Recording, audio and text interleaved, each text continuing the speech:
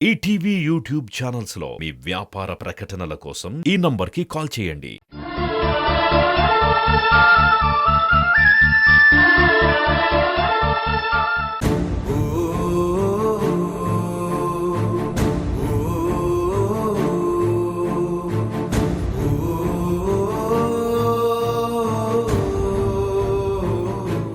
అక్క, గౌరవం జరిగిపోయింది. మా అన్నయ్య మమ్మల్ని అందరినీ వదిలి వెళ్ళిపోయాడు. తెలిసింది పార్వతి, నన్ను క్షమించు. ఆ సమయంలో నేను రాలేకపోయాను.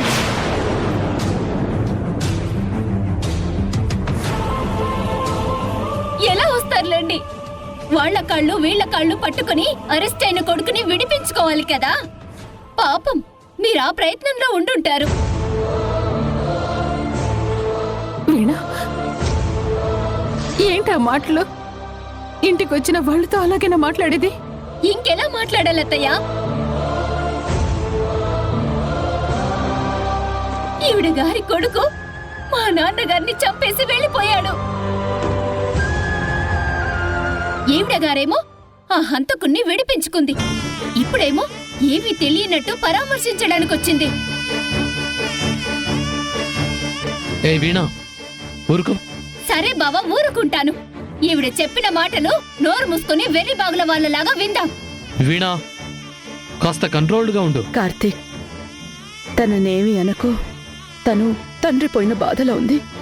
ఈ కపట ప్రేమ నా మీద చూపించకండి, నేను నమ్మను. మా అత్తయ్య బావ అయితే బాగా నమ్ముతారు. వీణా, అక్క మనల్ని పలకరించడానికి వచ్చింది. తననెందుకు బాధ పెడతావు? అవునత్తయ్య, మనం ఎవ్వరిని ఏమనొద్దు. ఇలాగే ముద్దుల రాచప్పలా కూర్చొనుందాం. వాళ్ళేమో కొడుకులు హత్యలు చేస్తారు, తల్లొచ్చి పరామర్శ చేస్తుంది. ఈవిడ గారు చెప్పిన తీపి కబుర్లని మనం నమ్ముతాం. నీకు అన్యాయం జరిగింది, నేను కాదనడం లేదు. కానీ ద్వేషంతో కాకుండా మామూలుగా ఆలోచించు. శ్రీ హత్యలు చేసే అంత దుర్మార్గుడు కాదు. ఆ విషయం నీక్కూడా తెలుసు కదా. ఇది కదా అసలు సంగతి. జరిగిన దాంట్లో తన కొడుకు తప్పేమీ లేదని చెప్పడానికి ఈవిడ గారొచ్చారు.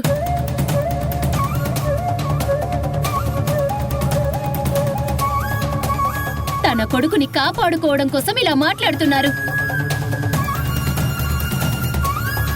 చూడండి, పోలీసులు రెడీ హ్యాండెడ్ గా మీ అబ్బాయిని పట్టుకున్నారు. అయినా మీ వాడు అమాయకుడని మాతో వాదిస్తున్నారు. అసలు మా నాన్న దగ్గరికి గంతో రావాల్సిన అవసరం ఏముంది? అమ్మ వీణా, నువ్వు కనిపించిందాన్నే నమ్ముతున్నావు. ఈ కనిపించేదాని వెనుక కనిపించనిది ఏదో ఉంది. అది బయటికొస్తే తప్ప నిజం తెలీదమ్మా. ఇంకా ఏ నిజం తెలియాలండి? స్పాట్ లో మా నాన్నని కాల్చిన మీ అబ్బాయి అక్కడే గంతో నిలబడున్నాడు. అంతకంటే ఏం సాక్ష్యం కావాలండి? కార్తీక్, నువ్వేమనుకుంటున్నావు? మామయ్య చనిపోతూ శ్రీ పేరే చెప్పాడమ్మా. శ్రీయే కాల్చాడని చెప్పారా? చావు బ్రతుకుల్లో ఉన్న మనిషి డీటెయిల్డ్ గా ఏ విషయం చెప్పడండి. మీరు కేవలం మీ అబ్బాయిని తప్పించడం కోసం ఇలా మాట్లాడుతున్నారంతే. వీణా, ఆయన ఏం చెప్పబోయారో మనకి తెలియదు కదా. కేవలం శ్రీ పేరు మాత్రమే చెప్పారు. దాన్ని పట్టుకుని శ్రీయే చేశాడంటే ఎలా? అంటే ఏంటండి? చచ్చిపోయిన మా నాన్నొచ్చి తననెవరు చంపారో చెప్పాలా? ఇలా మాట్లాడడానికి మీకు మనసు అనేదే లేదా? వీణా, ఎన్నిసార్లు చెప్పినా వినవేంటి? ఇంకెలా మాట్లాడాలత్తయ్యా? ఆయన ఎప్పుడు వాళ్ళని నమ్ముతారేంటి? ఈవిడ గారొచ్చి ఆస్తి పేపర్లు ఇచ్చింది. వెనకాల ఈవిడ చిన్న కొడుకొచ్చి నీ రక్తం కళ్ళ చూశాడు. ఇప్పుడు ఆవిడ స్థలంలో ఫ్యాక్టరీ కట్టుకోమని పర్మిషన్ ఇచ్చింది. ఈవిడ గారి పెద్ద కొడుకొచ్చి మా నాన్న ప్రాణాలు తీశాడు.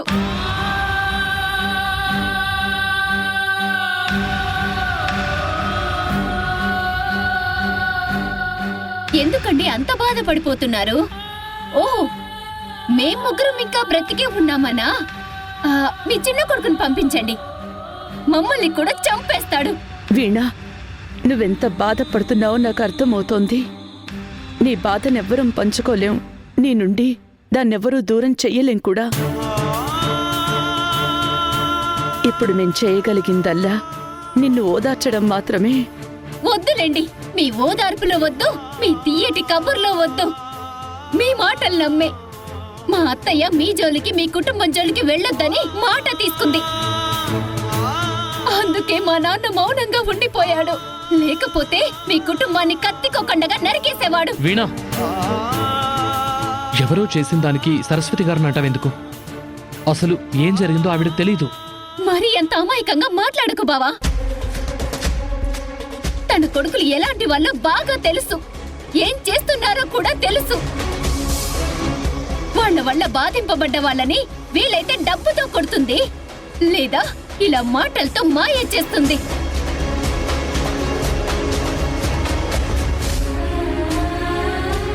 తప్పు ఈవిడ కొడుకులది కాదు బావా, వాళ్ళని సమర్థిస్తుందే ఈవిడది.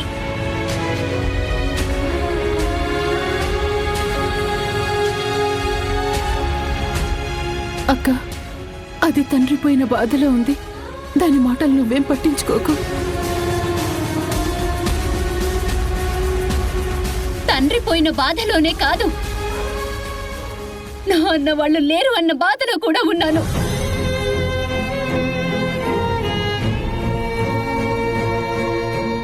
అదేంటమ్మా అలా అంటావ్? మేమందరం లేమా? వద్దు మహాతల్లి, ఆ రోజు కూడా ఇలానే నేను నీ తల్లి లాంటి దాన్ని, మీ అమ్మకు చెప్పుకోవాల్సినవన్నీ నాకు చెప్పు అన్నావు. నిజంగా నన్ను కూతుర్లా చూసుంటే నాకు అన్యాయం చేసిన నీ కొడుకుని విడిపించేదానివా?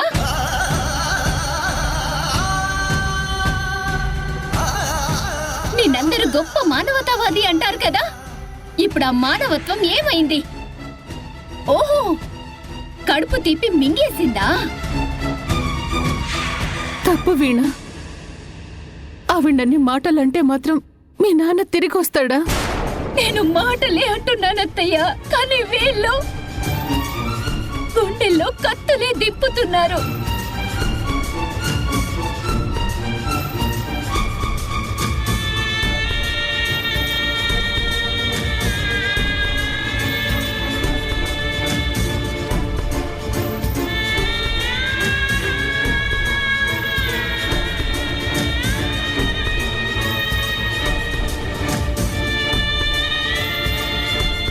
నేనొచ్చి మిమ్మల్ని మరింత బాధ పెట్టినట్టున్నాను.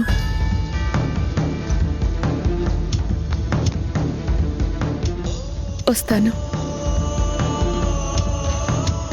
కార్తీక్, అమ్మని వీణాని ఇక నువ్వే జాగ్రత్తగా చూసుకోవాలి.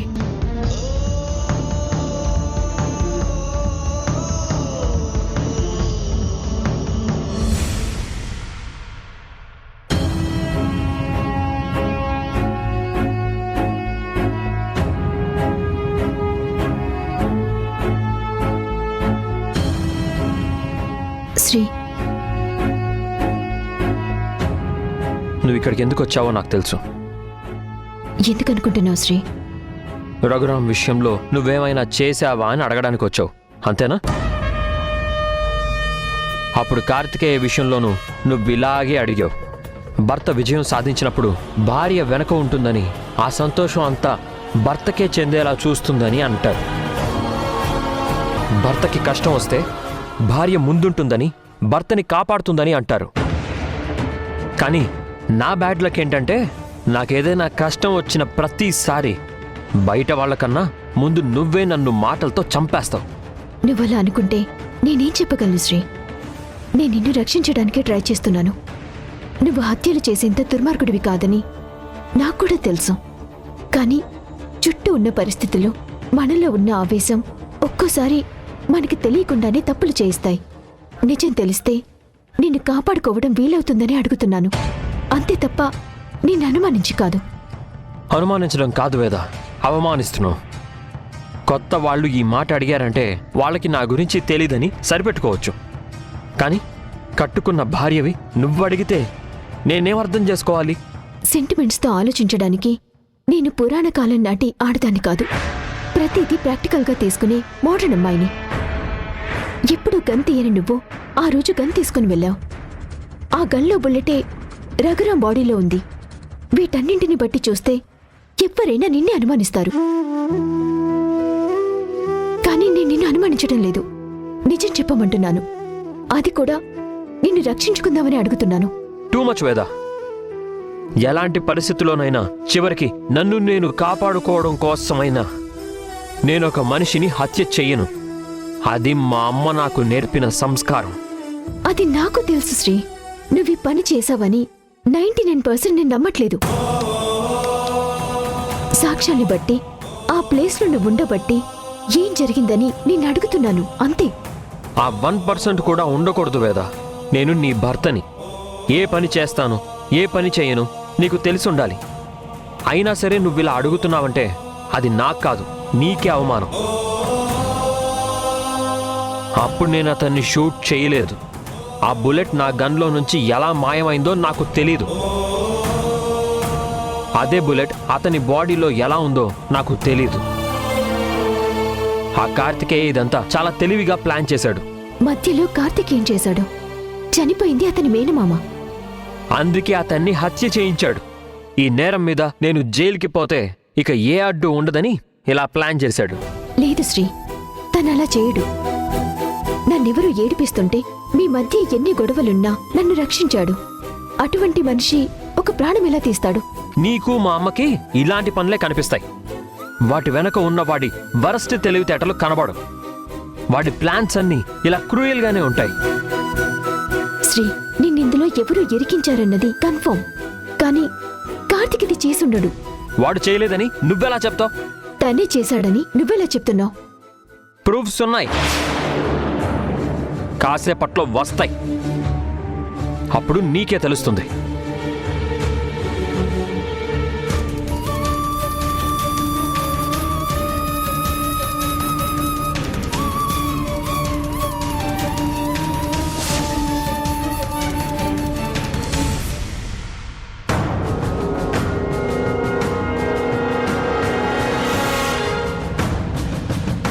సరస్వతి గారు పార్వతిని పలకరించొస్తానని వెళ్లారు. అక్కడ ఏం జరుగుతుందో ఏంటో. వదినా, వాళ్ళని పలకరించొచ్చారా? ఎలా ఉన్నారు వాళ్ళు? ఏడుస్తున్నారు వదినా. పార్వతి కంటే వీణ పరిస్థితి మరీ దారుణంగా ఉంది. ఆ అమ్మాయికి చిన్నప్పుడే తల్లి చనిపోయింది. ఇప్పుడు తండ్రి కూడా చనిపోయాడు. చాలా బాధపడుతోంది. కాలమే వాళ్ల గాయం మానుపుతుంది వదినా. మనమేమీ చేయలేము. అయినా ఇదంతా శ్రీ చేశాడని వీణ అనుకుంటోందా? అవునదినా. నేరస్తుడైన కొడుకుని రక్షిస్తున్నానని నన్ను కూడా తిట్టింది. వీణ అలా అనుకోవటంలో తప్పులేదు వదినా. హత్య జరిగిన టైంలో అక్కడ మన శ్రీ మాత్రమే ఉన్నాడు. గన్ కూడా శ్రీదే. జరిగిందేంటో విన్నవాళ్ళెవరైనా సరే అలాగే అనుకుంటారు.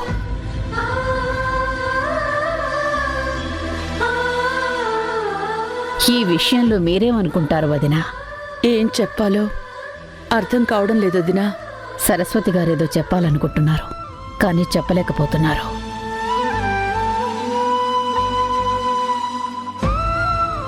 వదినా, మీ మనసులో ఏముందో యాస్టీస్గా చెప్తే నేను శ్రీని రక్షించగలను. ఈ హత్య శ్రీ చేసుండడుదినా. ఈ కేసులో ఇంతకు ముందు వేద చెప్పిందే కరెక్ట్. ఇలా చేసే అవసరం మా వారొక్కరికే ఉంది. మీరు నాకు సాయం చేస్తారా? చెప్పండి వదినా, ఏం చేయమంటారు? మీకు తెలిసిన పోలీస్ ఆఫీసర్ ఉన్నారు కదా, తన ద్వారానే కదా శ్రీని విడిపించాను. ఇప్పుడు అతనితో ఏం పని? మీ అన్నయ్యే స్వయంగా ఈ హత్య చేసుండరు. డబ్బిచ్చి ఎవరితోనో చేయించుంటారు. ఈయన అకౌంట్లో నుంచి గాని, ఈయన ఫ్రెండ్ అకౌంట్లో నుంచి గాని ఈ మధ్య ఎవరికైనా పెద్ద మొత్తంలో డబ్బు ట్రాన్స్ఫర్ అయిందేమో కనుక్కుంటారా? అదంత పని వదినా. నేను చెప్తే వెంకటేష్ నిమిషాల్లో ఆ వివరాలు సేకరిస్తాడు. కానీ ఇక్కడో చిక్కుంది. లోకనాథ్ లాంటి బిజినెస్ మ్యాన్ ఎంతో మందికి డబ్బులు పంపిస్తూ ఉంటారు. మనం పంపించినట్టు తెలుసుకోగలం, కానీ ఎందుకు పంపించారో తెలుసుకోలేము. మీరు చెప్పింది నిజమే వదినా. కానీ ఆయన డబ్బు పంపిన వాళ్లలో ఆయనతో బిజినెస్ చేసేవాళ్ళెవరో తెలుసుకుంటే వాళ్ళెవరో తెలిసే అవకాశం ఉంటుంది. అదే నిజమే అనుకోండి. కానీ ఈ హత్య లోకనాథ్ గారే చేయించారని రుజువైతే మీ పసుపు కుంకాలకే ప్రమాదం ఏర్పడొచ్చు. ఆ సంగతి నాకు తెలుసదినా. కాకపోతే ఎక్కడైనా ఎప్పుడైనా న్యాయమే గెలవాలి.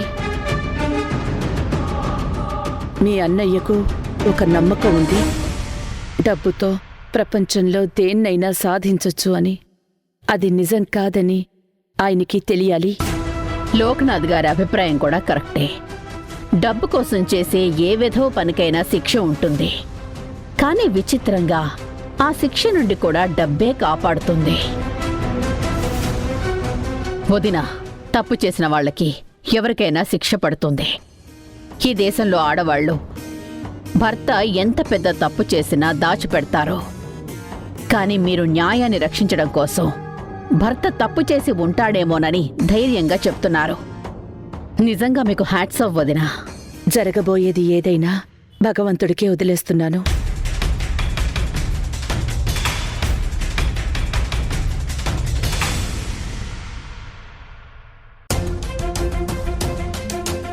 శ్రీ, ఏదో ఆధారం ఉంది వస్తుంది అన్నావు కదా, వచ్చిందా? వస్తుంది. నువ్వెందుకు అంత కంగారు పడుతున్నావు? కంగారు కాదు శ్రీ, నిన్ను రక్షించుకునే అవకాశం ఉందేమో అని చూస్తున్నాను. నిజంగా ఇదంతా కార్తికే చేసినట్టు ప్రూవ్ అయితే నువ్వు సేఫ్ కదా. చేసినట్టు ఏంటి? వాడే చేశాడు. నన్ను దెబ్బతీయడం కోసం వాడేదైనా చేస్తాడు. అసలు ఈ గొడవంతా మొదలు పెట్టిందే కార్తికేయ. వాడు మొదటి నుంచి ఇలాంటి ఎత్తులే వేస్తున్నాడు. మనం ఊహించని వైపు నుంచి దాడి చేస్తున్నాడు. వాడు పక్కా క్రిమినల్. నువ్వు వాణ్ణి సపోర్ట్ చేయకు. నేను కార్తిక్ని సపోర్ట్ చేయడం లేదు. మీరిద్దరూ పోట్లాడుకోవటం వల్ల ఇటు అత్తయ్య అటు పార్వతి ఆంటీ నలిగిపోతున్నారు. నేను కేవలం ఈ కేసు నుంచి నిన్ను బయటికి తీసుకురావడానికి మాత్రమే చూస్తున్నాను. లేకపోతే ఇది ఇంకా ఎన్ని అనర్థాలకి దారితీస్తుందో తెలియట్లేదు. ఇప్పుడు నువ్వేమంటావు? నన్ను ఈ మర్డర్ కేసులో ఉరి తీస్తారు అంటావా? సరే, ఇప్పుడు నేనేం చెప్పినా నీ కోపం వస్తుంది. నేనేం మాట్లాడంలే. శ్రీ, ఎవరికి ఫోన్ చేస్తున్నావు? ఇప్పుడే కదా ఏమీ అడగను మాట్లాడను అన్నావు. కాసేపు సైలెంట్గా ఉండు. అది కాదు శ్రీ. షడప్ వేదా, నోరు మూసుకొని ఉండు.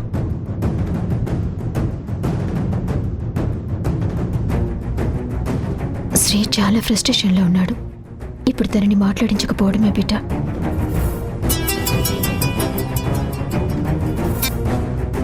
Hello sir. వెంకటేష్ గారు, నేను చెప్పిన పని అయిందా? అయింది సార్. అది ఒక పబ్లిక్ టెలిఫోన్ బూత్ నుంచి వచ్చింది. అదే టైంలో కార్తీక్ కూడా అక్కడే ఉన్నాడు. అంటే ఒకే సిగ్నల్లో ఆ ఫోన్ కాల్ చేసిన వ్యక్తి కార్తికేయ ఉన్నారన్నమాట. అవును సార్. అంటే ఇద్దరు ఒకే వ్యక్తి కావచ్చు కదా? ఆఫ్ కోర్స్ కావచ్చు sir. Okay, thank you. Okay sir.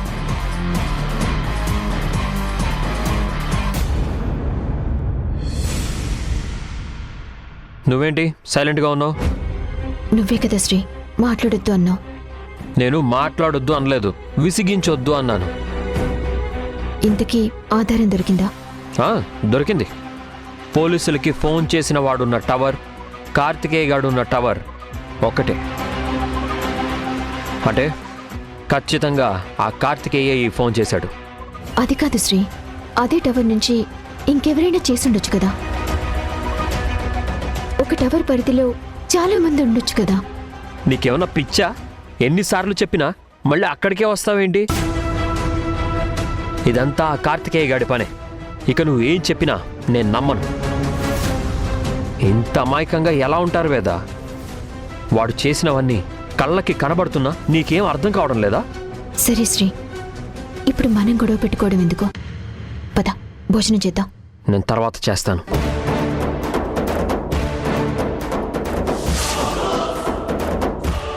ఇదేంటి సమస్య కొత్త మలుపు తీసుకుంది?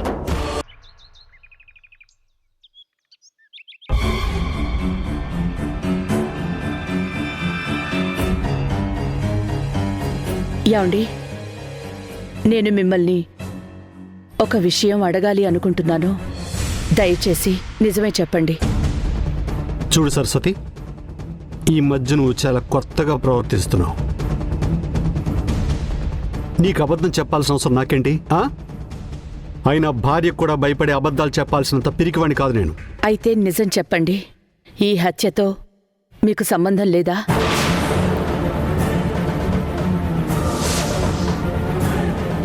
నీకేమన్నా పిచ్చి పట్టిందా? నాకు హత్యతో సంబంధం ఉండడం ఏంటి? అయినా ఇంట్లో వాళ్ళ మీద కంటే నీకు బయట వాళ్ళ మీదే నమ్మకం ఎక్కువ. ఇక్కడ సమస్య ఇంట్లో వాళ్ళ బయట వాళ్ళ అని కాదు, తప్పు ఎవరు చేశారని. అక్కడొక అమ్మాయి తండ్రిని పోగొట్టుకుని కన్నీరు మున్నీరుగా ఏడుస్తోంది. వాళ్ళ నాన్నని చంపింది శ్రీయే అనుకుని వాడికి శాపనార్థాలు పెడుతోంది. అయితే ఇప్పుడేమంటావు? ఆవిడిగారి దగ్గరికి వెళ్ళి ఓదార్చాలా, లేకపోతే ఈ హత్యకి మాకు ఏ సంబంధం లేదని ఆవిడిగారిని ఒప్పించాలా? అదంతా నాకు తెలీదండి. నాకు కావాల్సింది నా బిడ్డ నిర్దోషిగా బయటపడటం. వాడు నిర్దోషే. వాడికే కాదు, నాకు కూడా ఏ పాపం తెలీదు. ఇదంతా చేసింది ఆ కార్తికేయ గాడు. వాడిని వదిలేసి నన్ను శ్రీని అనుమానిస్తావేంటి? కార్తీక్ గురించి నాకు బాగా తెలుసు. సొంత మావయ్యని చంపుకునేంత దుర్మార్గుడు కాదు. ఇది ఎవరో చేశారు. అనవసరంగా నా బిడ్డ ఈ సాలిగూట్లో ఇరుక్కున్నాడు. ఎవరో కాదు, ఆ కార్తికేయ గాడు ఇదంతా చేశాడు. నా కొడుకు ఏ తప్పు చేయలేదని నాకు తెలుసు. అసలు నిజం నాకు తెలుసండి. కానీ ఇదంతా కార్తీక్ చేశాడంటే నేను నమ్మను. ఆ రోజు శ్రీ తనని కొడుతున్నా తిరిగి కొట్టకుండా నేను ఆగమని అనగానే ఆగిపోయాడు. అలాంటివాడు శ్రీని జైలుకి పంపి నా కడుపున చిచ్చు పెడదామని చూడడు. పైగా తన స్వార్థం కోసం మేనమావని బలి చేసే అంత క్రూరుడు కాదు.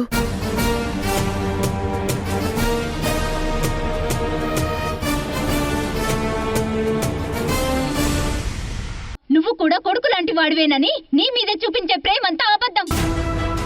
ఇలాంటి మేకవర్ణ పుల్లుల్ని సహించకూడదు. ముందు మీరు బయటికి వెళ్ళండి. విడా ఆవిడ ఇంకొక మాట అన్నావంటే ఊరుకోండి. ఆడపిల్ల మీద చేసుకుంటావా?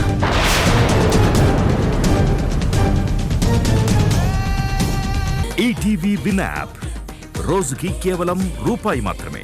ఇప్పుడే ఈటీవీ విన్ యాప్ డౌన్లోడ్ చేసి సబ్స్క్రైబ్ చేయండి.